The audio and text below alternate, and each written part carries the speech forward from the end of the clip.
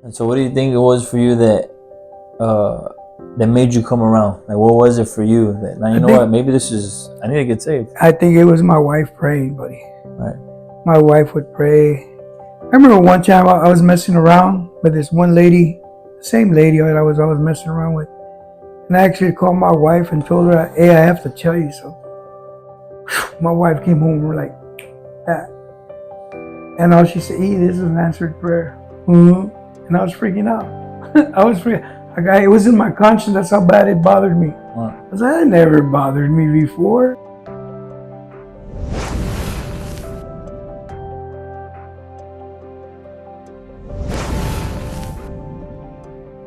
Welcome to another episode of One Way Podcast. I'm your host, Angel Ariola, and today we have Mr. Gibby with us, and he's going to share his testimony and let us know everything God's done in his life and everything he's doing now. So we're going to get right to it. Thank you for sharing your testimony, and so just first off, let us know how long you've been saved and how'd you hear about the church. Thanks for the invite, Angel. My name is Gilbert Martinez. Everybody knows me by Gibby. And I've been saved, I believe, 20 years. Might even be 21 years. I'm not too sure. But got saved on a Mother's Day in the morning. And the way I heard about the church was through my wife. My wife was saved. When I married my wife, she was backslidden when I met her. I don't know if that was good or bad, but it is what it is, right? And my wife got saved before I did, about 2 years prior before I did, and I went through hell. I didn't want nothing to do with the church. Nothing to do. I was born and raised a Catholic. I always said I was going to die a Catholic in the whole 9 yards, but you know what? Jesus Christ got a hold of me way before, way before. And I remember going to the church 2 years prior to getting saved, and I walked out. Pastor was preaching on Catholics. Right. Idols and all the whole 9 yards about the Catholic religion. And I remember getting up and walking home in the rain. Wow. Pretty stupid, right? Yeah. But it is what it is. And 2 years later, I came back because I got busted in adultery. I was doing all kinds of things, man. Like I said, I didn't want nothing to do with the church. Nothing. And through those 2 years, my wife kept going. I never stopped her from going. I never told her, hey, you don't this, don't that. So we were doing our own thing, and one day it all came to an end. And on a Mother's Day, I ended up in church again. And I remember that morning when I went on Mother's Day, I went with my wife, and we just sat there quietly, close to the front. Just being cool. I was just looking at everybody around, and and as few minutes rolled by, this lady that I was messing around with shows up, and I was like, the hell? I freaked out, man. We're gonna come out on Oprah or Jerry Springer or something, man. And I just act dumb, right? Act blind, like nothing. And she just walked up to me and tapped me on the shoulder and said, congratulations, my little puppet. And I was like, who are you, right? And my wife just hit me like that. Don't even look back. We're going forward. Wow. Just like that. Just like that. Wow. And been in church ever since. Wow, so this is like mid-service. The service is going on. No, the service hadn't started yet. Oh, okay. We're just there on a Mother's Day out, and all that happened before even service started. Wow. And that's what I said. What the hell? Dang. And it's pretty freaked out. I really freaked out. I was like, man, it's weird. Yeah. Somebody else would have started beating, or all right, we're going to come out on the news or something. Right. But that didn't happen. And I always say, if my wife was able to forgive me through all that, I should be able to forgive somebody, right? You understand what I'm trying to say? And it is what it is, man. And I've been there ever since. So that was what, like 20, 23 years ago, 22? 21, I think it was 21. 2007, I think we redid our marriage while I was there in the church, and I think it was 2002 or 3 that I walked in. And in fact, last night when I was when we were at church outside, I was looking at Marty, Serena's daughter, and I remember one time Serena's daughter too went on the outreach. I did before before I even got saved. I was being Right. his butt, and things were happening, man. So you know what, I'm gonna go. And Dora tells me, you can't go on outreach. I'm like, watch me. So Dora tells Pastor he wants to go to outreach. He's not saved. We were going to Austin. So Pastor asked me, are you saved? You want to get saved? Yeah. Boom. Got on the bus. I was saved now, right? So to speak, right? And I remember on the bus, when I say Marty, Serena's daughter, told Serena, look, Mr. Gibby, well, they called me Gibby back then, not Mr. Gibby. He's not even saved and he's going to outreach. But she didn't know the scenario. Well, the whole thing was going down, man, and it was hilarious. I think about it now, and I look back, man. These kids they're kids still, but they're adults with kids. They were little, man. It's like, where'd all the time go by? What God has done in everybody's life, man. Not just mine, but their lives too. Right. And you just see it all around in the church. It's like, wow, they were little. Wow, they were this. I think I seen all of Renee's kids, and they were in diapers except for Nene. And all of them were little, crawling around the church, the whole 9 yards. Oh, that's cool, and really, that's probably one of the main reasons too that I want to get your testimony, because you know you've been saved a real long time, and like I told Miss Dora and I told Brother Eddie that for me, I watch everything in the church, right? And not like in a bad way, but I do watch everybody. I watch who you know, people who've been here for years, and it's because I watch everybody and I look, and it's like, well, they've been saved for years. If they could do it, I could still do it. And so that's why, for me, that's why I wanted to get your testimony, because I know you've seen a lot, you've been through a lot, and like I was telling your wife that I look up to, you know, older saints in the church and the elders, because you know y'all been through a lot and y'all been faithful, and that's something that I look up to, and you know one day I want to be in the same situation. So that's probably one of the main reasons. But let's back it up a little bit.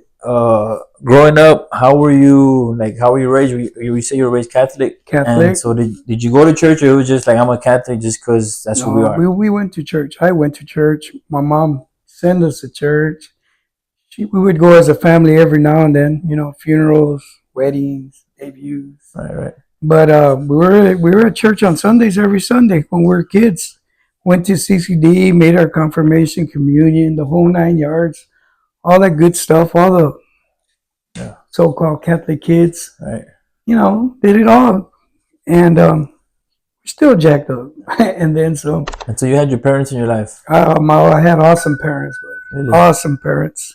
Maybe that's why sometimes I hear things like Jesus, our Father, our only Father, but that, you know, if you were fatherless, but I was never fatherless, man. I mean, I had an awesome relationship with my dad. Anything I needed to talk about, if I needed help with whatever it may be, if he didn't know how to do it, he'd get somebody to show me how to do it. Whatever it was, I mean, whatever, you know, my dad knew a lot of people, man.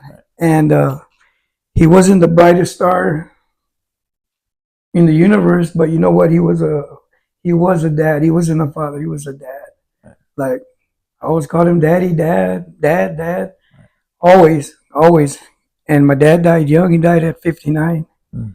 But he was always there, man. If it wasn't for my dad, I'd probably be more jacked up. How old were you when he died?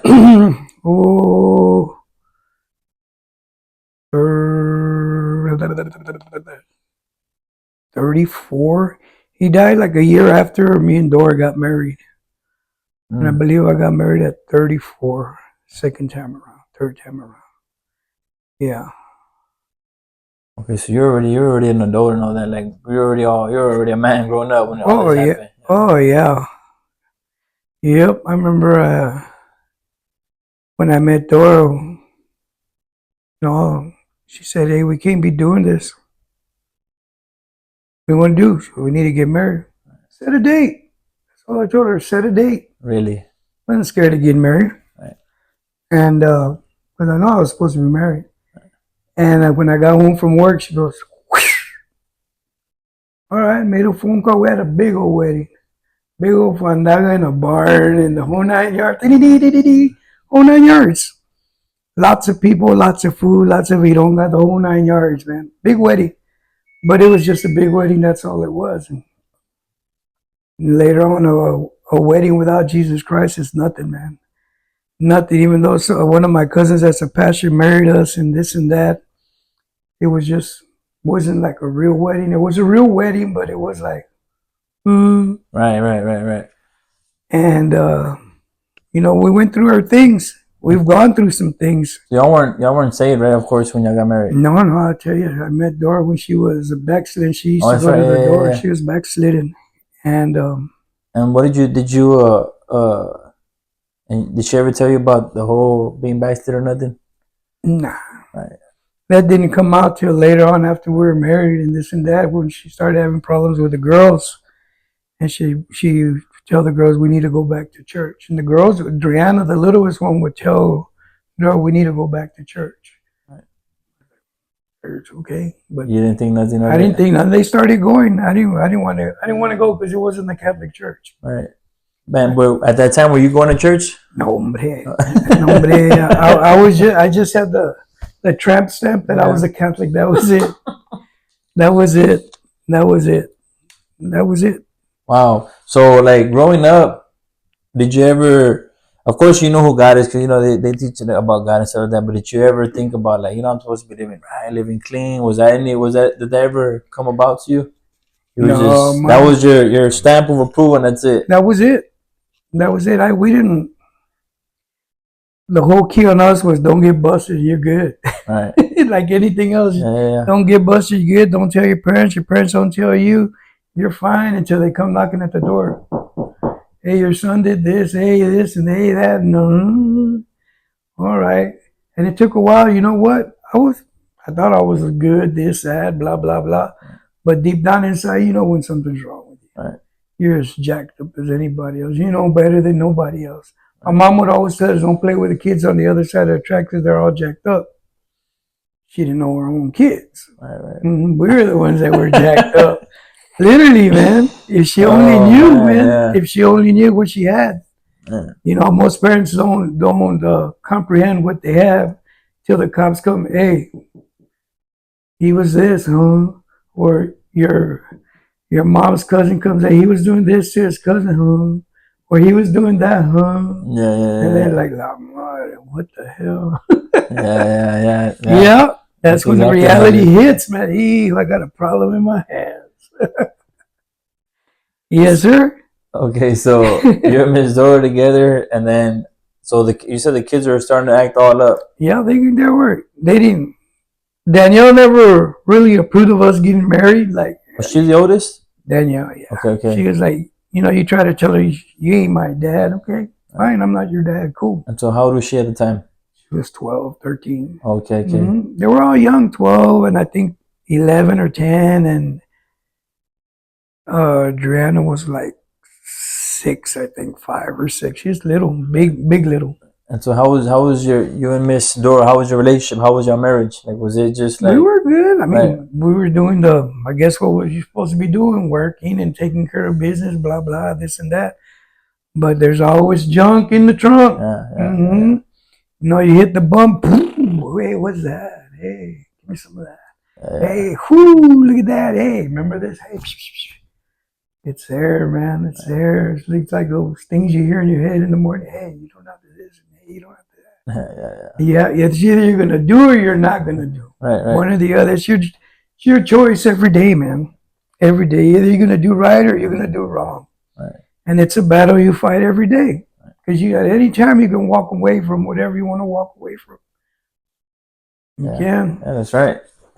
So Miss Doris starts going to church, and then so you don't go, right? You walk out the very first time you go, and then tell us a little bit of that. She starts coming to church, and right away she starts like getting involved. She started getting involved and going and going and going and going. And all of a sudden, people started coming to my house. Eddie, Renee. Well, it's a fellowship or just to talk to you? Fellowship, come talk to me and this and that. What were you thinking the whole time? Oh, man, I tell them all off.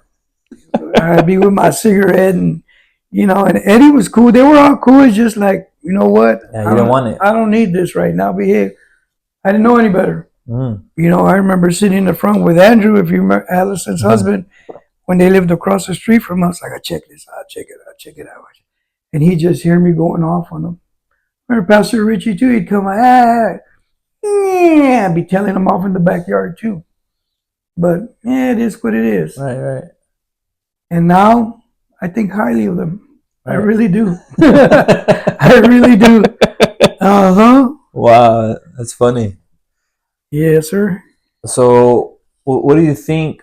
Because I mean, obviously, God was dealing with you, just with your wife being saved. And did she ever try to witness to you or tell you, hey, you need to come to church or anything like that? My wife would always tell me stuff, not like slam it in, but just tell me, hey, man, this or this and that. Encourage you. Yeah, and I'm a Catholic. Had the stamp of approval already. And so, what do you think it was for you that made you come around? Like, what was it for you that now you know what? Maybe I need to get saved. I think it was my wife praying, buddy. Right. My wife would pray. I remember one time I was messing around with this one lady, the same lady that I was always messing around with. And I actually called my wife and told her, hey, I have to tell you something. My wife came home like that. And all she said, this is an answered prayer. And I was freaking out. It was in my conscience. That's how bad it bothered me. Because that never bothered me before. Right. And I know it was the power of the prayer. Jesus is already starting to deal with me. Right. For me to fess up to that even before, that's Jesus messing with you. All right, come on, let's hit that little boxing bag inside. Ding, ding, ding, ding, ding, ding. Yeah. Hey, I'm going to knock you out. You better be ready. And sure enough, man, it happened. And a lot of things happened, man. I remember that one of those days I came home and my wife said this lady came to the house, man. I was like, huh? Freaked out. Serena was there. So I was like, okay, what do we do now? I can tell Serena we need to clean out the garage. I had all this junk this lady gave me, man. So me and Serena carrying all this stuff to the front yard, man, and people were picking it all of this cool stuff, good stuff. Yeah. And Dora was just like freaking out. And then we were in the thing where everybody was looking at each other in the living room, and I think we're all freaking out. And so I think we need to pray. I'm real religious, right? I think we need to pray. I start cussing and I'm praying and cussing and praying. And Serena's looking at me and looking at Dora and at me, and he doesn't know. And she just started praying in tongues, man. And that was it. You know, that's one of the things that happened too through all that before I got here, man. And I was like, wow. I look back and I laugh about it. Yeah. But how it plays out. Right. Man, that's crazy. It is crazy. And I didn't get shot. Right. So you get saved. And then what happens after that? Like, what did you think about the church? What did you think about, like... I just started coming. And I knew I was in the wrong. I knew... Like you say, yeah, I am a sinner. You know, this thing, oh, I'm good, I'm this and that. Yeah, whatever. But deep down inside, now you know what you are. Right. And that's when you start coming to church and you start hearing the preaching. It's like, boom, boom. And it's just Jesus like that working out in your little head, knocking you out. Pow, pow, pow, pow. Poor little kidney shot. Kneel down and pray, help me. And hey, man, God does it all. And it takes a while. Sometimes it's either going to happen fast or slow, or you know what? When you see somebody coming to church, just leave them alone. Let them come. They're coming. Don't kill them. Oh, you need to this. You need to just leave them alone, man. Leave him alone. He's walking into church on all two legs that he has left to be able to walk. Let him walk in. Let God do the work, because you're just going to destroy him, man. Mm-hmm. That's the best advice I can give anybody. How'd you make it this far? Just keep coming. Don't care what anybody tells you or what or this or that or whatever. Just keep coming. Just keep coming. Do you think for you, was that like your experience? Like when you came to church, nobody was pressuring you. Nobody was like doing this or do that. You're supposed to be doing all this. No, nobody messed with me. Nobody. I mean, nobody got near me. I mean, they did, but I would like, I pushed people away because I didn't like, behave. But eventually, I started getting close to people, little by little, and God broke that wall I had up, or so convertible with the windows up. You're trying to be cool, but you know what? You can't be cool. Either you're in or you're out. You know what I mean? It is what it is.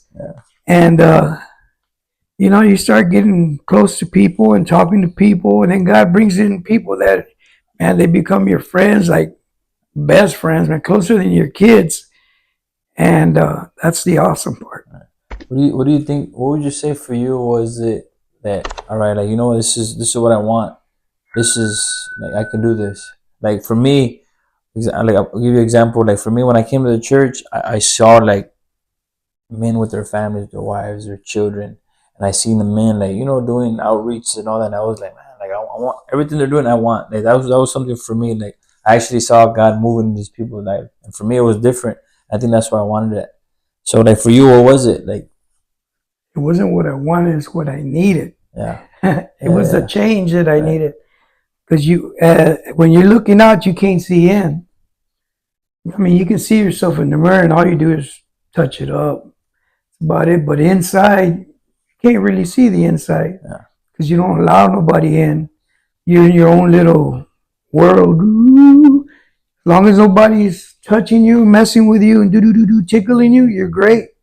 But once you start hearing the preaching, and it just starts, like I say, boxing or whatever you want to call it. Hey, you need to stop this. Okay. You need to stop that. Why? Oh, you want to be why? Okay, we'll see. And then boom again the following week, and boom again. And then you're asleep at home. Told you that. What do you mean by that? And you just start freaking out. It's like, okay, this is real, man. It ain't fake. It's like we as people, we're as fake as can be. All wannabes in something. It's like me. I'm a fisherman. Are you really, or are you just a wannabe fisherman? You got all these fishing poles, but you don't catch fish. What are you? What are you? Come on. Every human is a wannabe. Everybody wants to be something. But with Jesus Christ, you actually are something. No matter what you are, He becomes something. If you weren't a father figure at home, a husband or whatever, all of a sudden He starts molding you and breaking you like the clay dough, like the Potterhouse says. And boom, and there you are. All of a sudden you're like, what? You're like, man. Then you start, sometimes you're at home thinking about, like,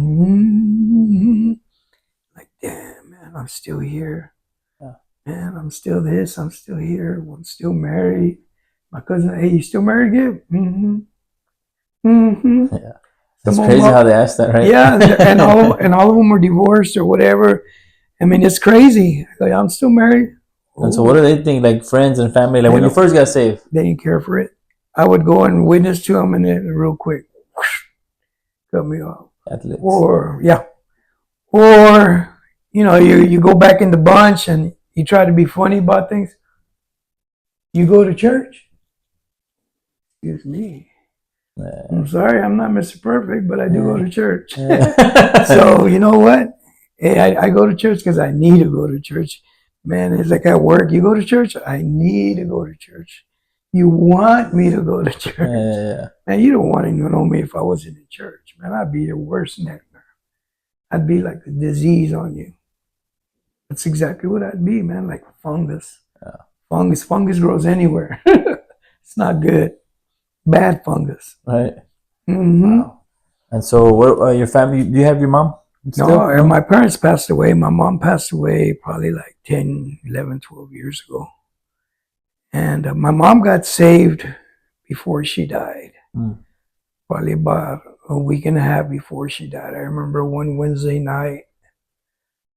On a Monday, they called us to the hospital. Hey, your mom is losing her mind. She's all good, but she's losing her mind. And she was on dialysis. So the doctor told us we can keep her alive for the longest time on machines, but it's not quality life. Mm. Okay. So we decided, don't run her on dialysis. He said she might last a week, 2 weeks, who knows? Camera, give or take.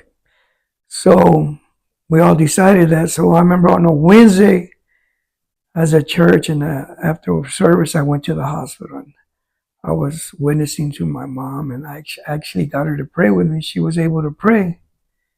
And after that, she ended up on hospice, and maybe like 3 days later, she couldn't talk no more. Mm. She couldn't talk no more. And she would just move her eyes and this and that. And that was it of her. I remember one morning when she was in the hospice, I was there with her in the morning. I showed up early in the morning. My sister had spent the night. And I was telling her, hey, Mom, Dad, go, man. It's time for you to go. If you're tired, go. She would always say she was tired. And like you say, we're already big. Huercos peludos, big, hairy kids. Y'all are big. Y'all can take care of yourselves. And I was telling her, and in my head, I'm laughing and telling her. And all of a sudden, she just went like that. Big breath. And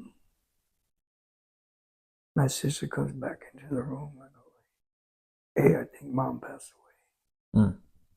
I go, shut up. Go get the nurse.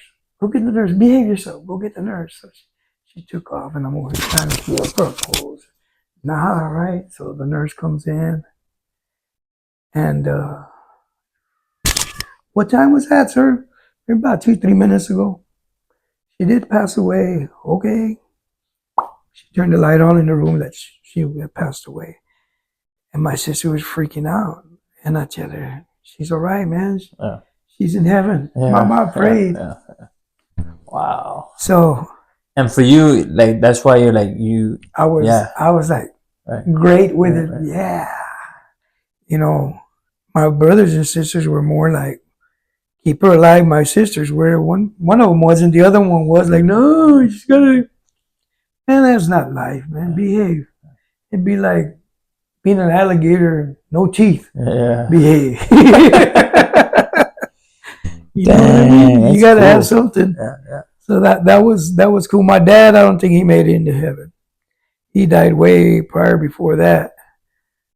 But my cousin, he was in the Church of Christ. He would always witness to me. Always, we'd go fishing. He goes, I'm praying for you, man. You're gonna get saved. And I remember the day I told him I got saved. We were fishing.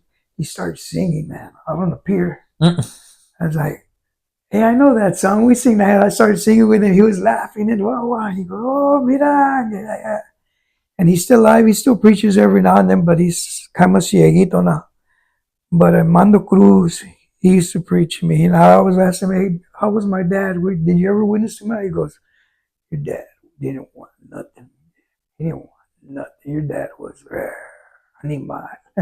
Wow. But my dad was a true Catholic. That he was. His influence was his uncle that was a Catholic deacon in the church. And anytime my parents had problems, like heavyweight problems, they'd call him and he'd come and play referee and sort things out. My parents, death do us part, man. Right. But I think it was because of my uncle, our uncle, that right. He was a deacon in the church, and he would talk him out of this and talk him out of that and influence him this and that. So that was a good thing. That was our influence as kids too. The right. Catholic, because he wasn't part of the church, but we didn't like her. Yeah. I don't know. So for you, it wasn't like, whenever you did get saved, it wasn't, was it hard for you to get saved, like to understand everything about Jesus Christ and what He did? It wasn't hard because pastor would preach on it. Right. I mean, if they're not preaching on it, you're just gonna. Right. But when you're listening to their preaching, and it's Right. for you, people would always say, "Man, why do you go to the altar all the time?" I have to. Yeah. You know, I just got saved again. Behave. Yeah. I remember Renee would tell me, "Hey, give up. You're saved already." Who said? I would tell him, "Am I really?" I go, "I don't know. I get convicted. I go, till this day, if I feel, hey, I'm going up there, I'll be back." I mean, if you don't get convicted in church, something's wrong with you, man. Yeah, there is. I don't care who you are. You think you're floating there. If you don't hit the altar every now and then, because everybody's convicted, Right, man. right. And if you just like that, something's wrong with you. That pride or something.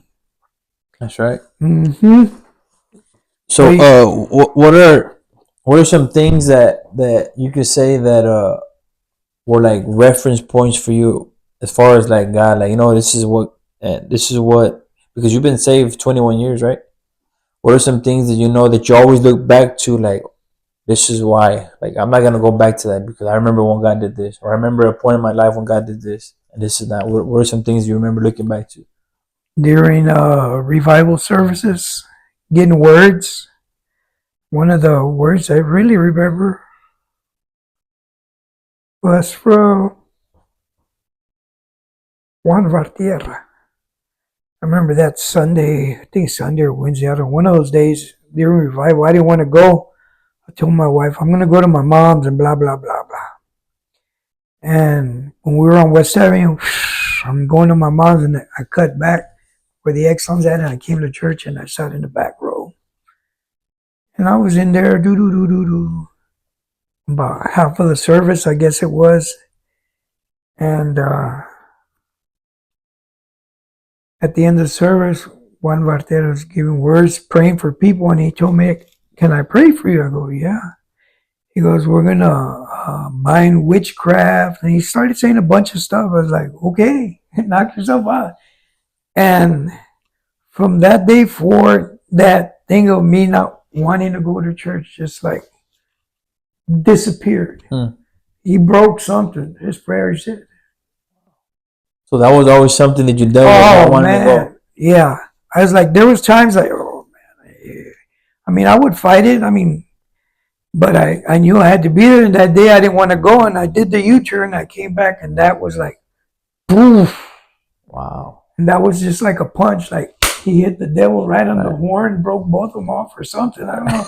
Or grabbed him by the tail. Who knows, man? But, you know, dang, I remember that, man. I remember writing him a letter about that. Ooh, when he got sick. "Hey, man, I'm GB, blah, blah, blah. Thank you for praying for me," and this and that. And I see him now, and hey, and this and that. And that's like a reference point. Bobby Rugnow, the same thing, man. He prayed for me like that at the end of service, and I was like, right. I freaked out on that one. And here and there, when somebody prays for you, you listen to the words that they use and tell you, and it's like, burro, burro, and it's just confirmation, man. Behave yourself, okay? Right. Okay, so behave yourself. And they just tell you in a cool and a nice way, you know. They can either tell you gacho or yeah. And depending on the atmosphere of the revival, man, and if he's there, just you're gonna get it like that. Yeah. And then again, there's times it's just a pat in the back. Hey, burro, behave. Right. Behave, or a swift kick, one or the other.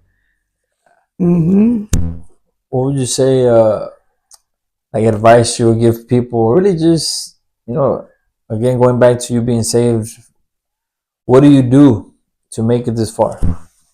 What have you done? Just keep coming. Just keep coming, man, and never stop praying. Right. Either pray at church, pray at home, find a place to pray. And you don't have to be there all day. You know, God, help me today, man. You know my struggles as a man. You know my stupidity as a man. You know this, you know that, you know this, you know that. Help me. Help me, because I can't do this. You saw where it got me all by myself? Hell, you know. We was walking in quicksand and their hands not out. You're going to sink like that fast. And sometimes you're barely like, oh. But after every service, you come and like, he pulls you out, shakes you off. Behave yourself. Stupid. What would you say? Some things that God has done for you now, or you want him to see, or you want things like you want to do for you later on, or maybe with your family. What are some things that you want God to do, or even stuff He's been doing for your life right now? Would just like him to work in my marriage, in our marriage. Marriage is it's a two-person thing, not a one-person thing. And it's not all about me, and it's not all about my wife. And we need to get that. Sometimes we tend to lose focus, start doing stuff, fishing, whatever, and bam, bam, and you completely forget about everything. Man, you take me fishing one, I forget about everything. I do malfunction, man. Malfunction. But sometimes you need to go out there and just breathe. And you need to go back there and look, man, look where God pulled me out. That's all I used to do, is fish all the time. All the time. And that, and I never want to go back to drugs and cigarettes. I used to smoke 2-3 packs of cigarettes when I got to church. 2 to 3 packs a day. Wow. And every time I go up front to use the restroom at HEB, I walk through where the cigarettes at, $10, $12 a pack. And I started, damn. It's a lot of money, man. Yeah, it is. And then I started, man, that's like wow. And then I always think, man, I was at work and I'd smoke a pack. Where did I have time to smoke a pack of cigarettes at work? Yeah. Burning the time, right? Yeah. No, it's like God delivered me from that. That was one of the things. That was my biggest thing of the cigarettes. Like, hey, what's up? Yeah. I mean, I'd be at church and I'd be smoking outside. I didn't care. I remember it took me about 1.5 years, 2 years after I got saved to stop smoking. And what helped me there is I used to witness people at the telephone things, remember the telephone booth at HEB in front? They had like 2 or 3 of them at the store. I'd get a coffee and smoke cigarettes, and I'd give flyers up. And one day I gave one to this old man, and I was smoking a cigarette. I think I was on my 3rd or 4th one on my break. And the old man looks at me. He was hugging this like a big Bill Miller's cup kind of deal. And he looks at me, and he looks at my cigarette, and he looks at the flyer, and he just said, "Manito, don't play with God. No juegas con Dios like way I did." And I was like, what's this dude telling me? But he was all like hunched down, hugging that cup. I go, could that be me chupando the cigarro? Just, I don't know. But since that day that man told me that, I hadn't smoked a cigarette. Wow. Don't be playing with God. That's all he told me. Don't be playing with God. And I was like, just like that, whoop. Just like that, whoop. Dang. I was probably delivered way before that. I just didn't let go. Yeah. Like swinging off the tree. Either you jump or you swing. If you swing, you're going to swing back to the tree. You're just going to stay there. If you jump, you just jump off and get in. Yeah. And I just kept swinging. I never let go of it. Wow. And it took an old man like that hugging I'm thinking it was Pisto, Vironga, whatever, yeah, but he just said, don't be playing with God. And he told me, look at me. Like, sorry. Scared the heck out of you. That was it. I just freaked out. And I remember coming home and I told Dora, before I'd come to church and leave my cigarettes at the altar and stuff. And I'm gonna quit today. An hour later, I was buying another pack at the store. Just if you let them go, right? Never did. And that was like somebody. That was God that sent that old man. Mira, woo. And I remember having even a few years back, I had a cough like every time I was on the boat fishing. Hey, shut up. I had this cough. Even in church, man. A cough I couldn't get rid of. Couldn't get rid of it. Then all of a sudden, out of nowhere. Whoosh. Every now and then I get a cough, but not like how I used to, like a funky cough, man. Like because of cigarettes. I don't know if it was from cigarettes or whatever it was. Might have been the mota. Who knows what it was? All in between. I don't know. I smoked a lot, man. I started smoking when I was like 16, and then became a hardcore smoker. 20, 21. I smoked.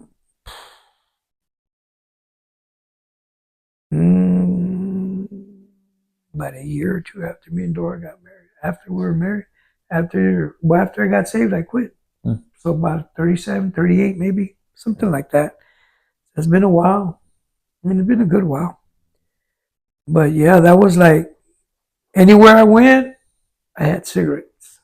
I didn't have 1 pack, 2 packs. I had like, if I knew I was spending the night somewhere, I took a stash. I took me a stash. That was one of my biggest problems with cigarette. Alcohol was the easiest thing to get rid of. I like to drink, but I didn't like to drink. Right. Because I lose control. I always like to be in control. So that was easy, but the cigarettes was the hard one. And delivered just like that. It's like Renee said, I didn't know I was delivered, but I was delivered. You know, he said, I just had to let go. That's all they had. And then send you somebody, showed you something, and it was like, Remember Victor? I don't think you were there. Victor Javet, Miss Yolanda's son-in-law. Victor told me, you're going to stop smoking cigarettes before you quit cussing. Sure enough, I stopped smoking before I quit cussing. But God's helped me on that. I used to be real bad. I used to be like real bad. I used to lose it on people. I just let you have it. Like the Taz. I'm not scared of nobody. And I'm still not scared of nobody. I'm just more, God, behave. Right. A lot more mellowed out. Maybe I'm smarter now. Yeah. You're figuring it out. Too much energy wasted. Nah, as humans, we waste a lot of energy doing things which makes no sense. Yeah. No sense at all. I've been there, done that. Won 5 trophies on that one. Yeah. Talk about the grandchildren. I mean, not a lot of them are not saved, but what are things that your grandchildren, Danielle's kids and all that? None of them are saved, right. Other than Abigail. Right. They don't want to hear it. They want to get the flavor of the world. I've told all of them my stories, my things I'm not proud of, things that I'm very ashamed of, things I see them doing, and I tell them all, man, man, I used to know girls like you, man. That's not good. And Daniel too. I go, already done all you've done, Daniel. I go, I've shot at people, I've stabbed people, I've done this, I've done that, and I've been shot at. It's not fun, man. I go, and I'm glad I wasn't able to shoot good because I'd be in prison. I mean, it is what it is, and they just laugh like it's nothing, but it is what it is. I mean, it's on you now. And so those are the things that you do want God to see in their lives, right? Eventually, for them to get saved and all that. I just like them just to get saved. Right. Just walk away from what they're in right now. Right. Just walk away and just do whatever you got to do besides the dumb junk that you're doing now. That you think it's all woo, because it's not. You know, I did my share of stupidness. Didn't get me nowhere. It's not going to get you nowhere. Sometimes you have to go through the mud to get to the other side. And sometimes you don't get through the mud. You just get stuck there, and that's where you stay. You know, you suffocate there. And I hope none of that happens to them. But, I mean, all of them know the gospel, part of it, some of it. They know what saved is. They know what this. They know that even their parents know. But like I say, it's one's decision, man. Either you want to, or you don't want to. And everybody wants to change, but everybody wants to be cool. I mean, you can change and be cool at the same time. You know, you don't have to just be chuntara all your life and get stuck on that side all the time. Cross the river, man. Sometimes you cross the river, but you stay on the island for a little bit. Okay, I'll go back. And you cross to, keep going. Keep going. It's like you got to migrate. You don't know how far you can go. It's like I freak out at church. We fear of this and we fear of that. And we have people from around the world leaving their countries, leaving to this for a better life. For what?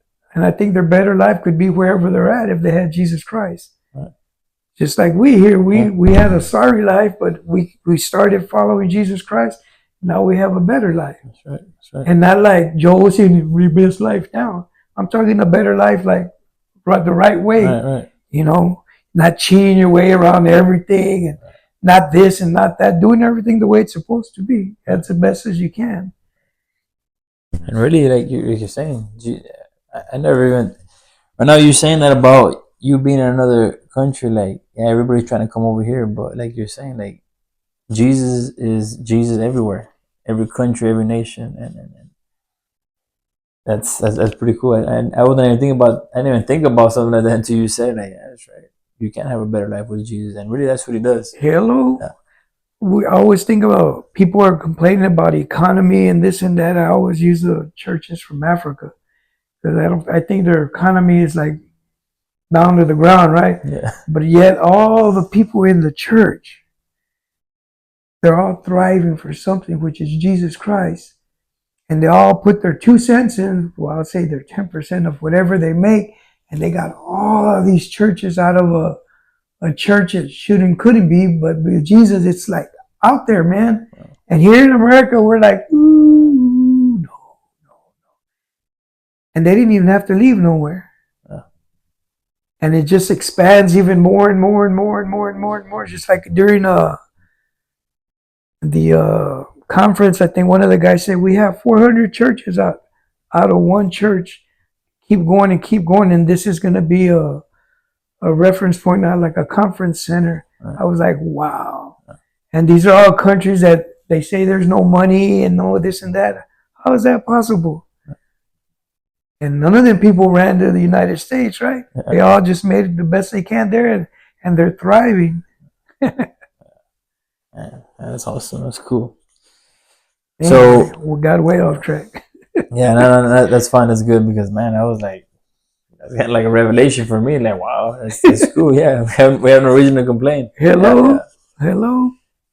Usually before we end it, I like to have whoever's here kind of give a word, words of encouragement for anybody who's, in similar situations that we were before we got saved, or even us being saved, things that we struggle with, whatever it is that we're going through. What are some words you'll leave them? Words of wisdom? Yeah. Talk to your pastor, man. Don't be scared to talk to pastor or somebody in headship or any pastor that's in the fellowship, whatever it may be. But talk to, let's obtain our pastor. He's the pastor of the Borregas. We are, whatever you want to call us. He's the one that guides us like that. And pastor has told me some things, and it's like, if you can chew it and eat it, work on it. And all he wants to do is encourage you to make it. He doesn't want to destroy your family. He doesn't want to this. He doesn't want to that. We do that ourselves. Yeah. And he is a man of God. Because if he wasn't a man of God, I wouldn't be there. I can tell you that right now. I would have walked out a long time ago. He's real, man. Miss Sally's real. All them people are real. Everybody in our church has a testimony. And you think you're going through things, talk to somebody. Hey, tell me your testimony. And I'm like, I ain't got it that bad. Yeah. And just don't go that way, even though you were thinking of going that way. No, better not. Yeah. And Mr. Eddie too. Mr. Eddie's awesome. Renee's awesome. They're all awesome, man. But if you go to church and start focusing on people, Yeah, that's it. You're the only reason you should be focusing is on people to get them saved. Right.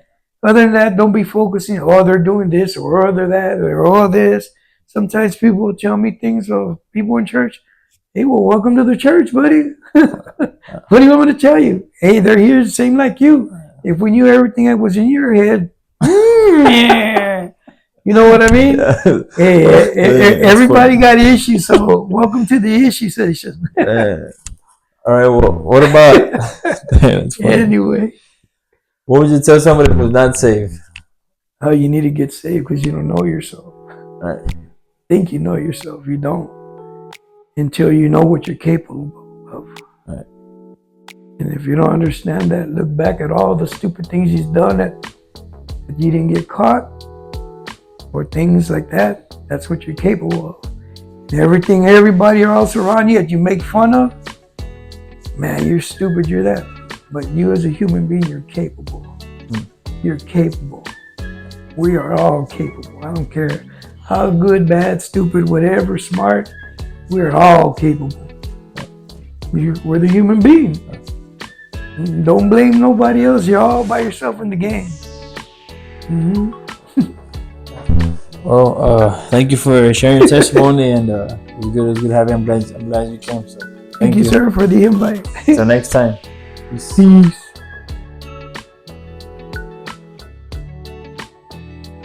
Hey, thanks for watching. If you want to give your life to Jesus Christ, just pray this simple prayer with me real quick. Say, Father God, I'm a sinner in need of a Savior. I ask that you forgive me of all my sin. Come into my heart and be my Lord and Savior. I believe you died on the cross and rose the third day. Thank you for forgiving me of all my sin.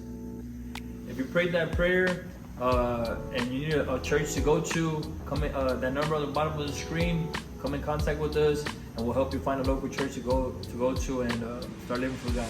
Thank you. Got 2 lanes on the one way. Got 2 lanes on the one way. Got 2